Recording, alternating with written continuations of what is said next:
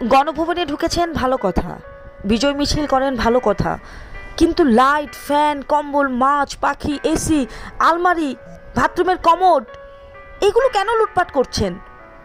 এই ভিডিওগুলো তো ইন্টারন্যাশনাল সব জায়গায় দেখাবে।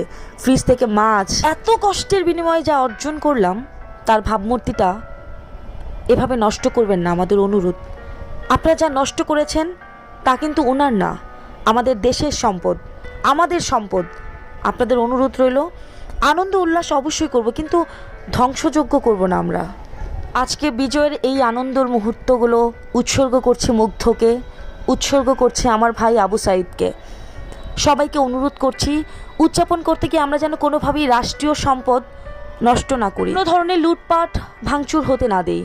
নতুন দেশ আমরা যত্নে করব, সংঘাত আর প্রতিহিংসা দিয়ে না। দেশটা আমাদের, ভুলে যাবেন না।